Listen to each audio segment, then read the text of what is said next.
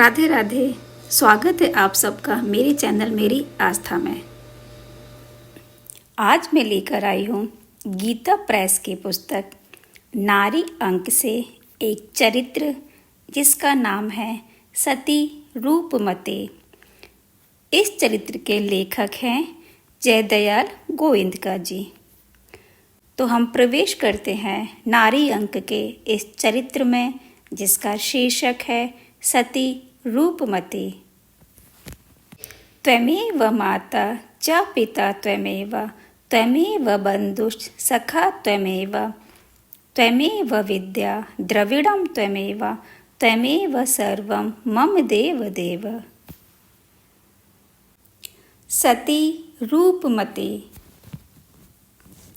शील और आचार किसी की पैतृक संपत्ति नहीं, यह तो पवित्र सुरसरी की धारा है।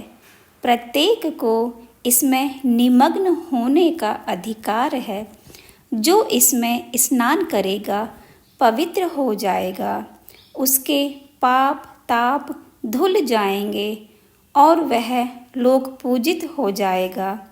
रूपमती एक वैश्या की पुत्री थी। माता ने उन्हें नृत्य एवं संगीत सिखलाया था। संगीत कला में वे इतनी कुशल थी कि कहते हैं प्रसिद्ध गान विशारद तानसेन भी उनसे कुछ सीख गए थे। उज्जैन से 55 मील दूर मालवा में उनका जन्म हुआ था, किंतु उनकी कीर्ति संपूर्ण देश में व्याप्त हो गई थी। मालवा नरेश बाज बहादुर नृत्य संगीत के विख्यात प्रेमी थे। रूपमती का जब अपने राजा से साक्षात हुआ तो बाज बहादुर कला पर और रूपमती उनकी गुणग्राहकता पर मुग्ध हो गए। बाज बहादुर को उन्होंने अपना हृदय समर्पित कर दिया और नरेश ने भी उन्हें अपनी समस्त रानियों से अधिक सम्मान दिया। उनके लिए पृथक भवन बनवा दिया गया। रूपमती विवाहिता स्त्री से भी अधिक बाज बहादुर की सेवा में संलग्न रहा करती थी। उन्होंने नरेश को अपना पति मान लिया था और सदा उनकी आज्ञा का पालन करती थी। बाज बहादुर का रूपमती पर अपार प्रेम था। वे प्राय रात दिन उनके ही साथ रहते थे। रूपमती बाण विद्या में निपुण थीं। उन्हें अश्व परिचालन का पूरा ज्ञान था और आखेट उन्हें रुचिकर था। आखेट में उनका अश्व बाज बहादुर से आगे चलता था।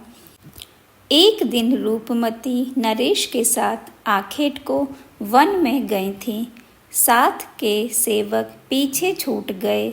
सहसा भीलों ने आक्रमण कर दिया। नरेश पर विपत्ति देखकर रूपमती ने घोड़े की लगाम दांतों से पकड़ी। धनुष चढ़ाकर उन्होंने घोड़ा आगे बढ़ाया। उनकी तीव्र बाण दृष्टि ने भीलों को विचलित कर दिया। बाज बहादुर भी शर वर्षा कर रहे थे। भीलों में से कुछ मारे गए और शेष आहत होकर भाग खड़े हुए। अब तक मालवा ने बादशाह अकबर के सामने मस्तक नहीं झुकाया था। राजा बाज बहादुर के भोग विलास का समाचार पाकर अकबर ने सन 1590 ईस्वी में एक बड़ी सेना अहमद खां के नेतृत्व में भेज दी। भयंकर युद्ध हुआ। बाज बहादुर को पराजित होना पड़ा। वे भाग गए। जब अहमद खां ने अंतःपुर में प्रवेश किया तो उसने देखा कि राजा के आदेश अनुसार राजसेवकों ने सभी स्त्रियों को तलवार के घाट उतार दिया है। अहमद खां के कानों में रूपमती की कीर्ति पहुंची थी। वह उनको पाना चाहता था। पता लगाने पर मूर्छित दशा में रूपमती मिली। वे कम घायल हुई थीं और भ्रमवश सेवक उन्हें मृत समझकर छोड़ गए थे। पति विहीन होकर जीने की मेरी इच्छा नहीं है। मैं कितनी अभागिनी हूँ कि पति के इच्छानुसार मेरा अंत नहीं हुआ। पति का नाम लेते हुए मुझे शांति से मरने दो। मूर्छा दूर होने पर रूपमती ने अपनी चिकित्सा में लगे लोगों से कहा। उन्होंने औषध लेना अस्वीकार कर दिया और पट्टी नोच फेंकने को उद्यत हो गई। बाज बहादुर जीवित है, वे केवल भाग गए हैं। अच्छी होने पर तुम्हें उनके पास भेज दिया जाएगा। अहमद खान ने धूर्ततापूर्वक आश्वासन दिया। रूपमती को विश्वास हो गया। उन्होंने औषधि ले ली तथा पट्टी बांधने दी। उनके इच्छानुसार अहमद खान ने उन्हें शेख अहमदनी के पास भिजवा दिया। वे एक धार्मिक पुरुष थे। बाज बहादुर की उन पर श्रद्धा थी। रूपमती ने इन अपरिचितों के मध्य में रहने की अपेक्षा वहाँ रहना अच्छा समझा। ठीक होने पर जब उन्होंने बाज बहादुर के पास जाने की इच्छा प्रकट की तो उत्तर मिला कि बाज बहादुर अभी बादशाह का शत्रु है। जब तक बादशाह के पास उपस्थित होकर वह क्षमा ना मांगे और बादशाह उसे क्षमा ना कर दे, तब तक उसके पास किसी को भेजा नहीं जा सकता। चलो खां आपको याद करते हैं। अब बाज बहादुर निर्धन हो गया। खां का राज्य है, उन्हें प्रसन्न करने में ही अब तुम्हें सुख मिलेगा। यह संदेश उसी दिन शाम को अहमद खां के दूत ने सुनाया। रूपमती को अब उसके भाव का पता लगा। उसने सोचा प्रतिवाद करना व्यर्थ है। दुष्ट अहमद खां को कोई रोकने वाला नहीं। वह पकड़ मंगावेगा और बल प्रयोग करेगा। बड़ा दुख हुआ उस सरल हृदय को। खां को कहना मैं उनकी बादी हूँ, मेहरबानी करके आज वे यहीं आवें, मैं उनका इंतजार करूँगी।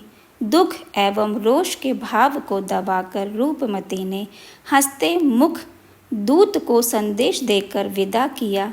उन्होंने स्नान किया, बहुत सुंदर वस्त्र पहना, सब बहुमूल्य आभूषण धारण किए, वेणी में पुष्प गूंथे, संपूर्ण शरीर में इत्र लगाया, भली प्रकार श्रृंगार करके एक शैया पर बहुमूल्य आस्तरण डाला, उस पर फूल बिछाए।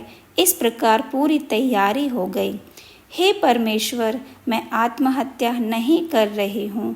मन से भी मैंने पति को छोड़कर किसी दूसरे पुरुष का चिंतन नहीं किया है।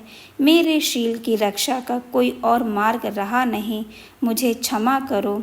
परलोक में पति के चरण मुझे प्राप्त हों। प्रार्थना करके रूपमती ने भयंकर विष पी लिया और मुख पर इत्र में सना रुमाल डालकर शैया पर सो गई। अहमद खां खूब सजकर आया। उसने समझा रूपमती मेरे आने में देर होने से रूठकर सो गई है। पुकारने का परिणाम ना होते देख मुख से रुमाल हटाया। नीले होंठ, चढ़े नेत्र, विचित्र आकृति, पीछे हट गया। वह सिर पीट लिया। उसने अपना रूपमती के सतीत्व ने उस पाषाण को पिघला दिया।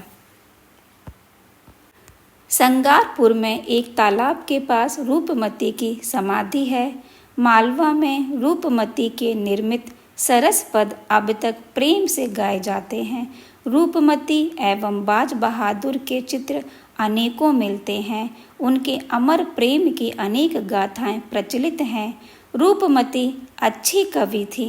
उनकी कविता में प्रेम का गौरव गान है। उनके एक पद का भाव है, दूसरे दूसरी संपत्तियों का संग्रह करें, मेरा धन तो प्रियतम का प्रेम है।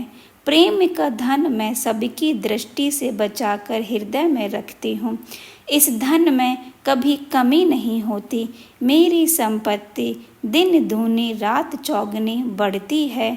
मैंने अपने को प्रियतम को समर्पित कर दिया है।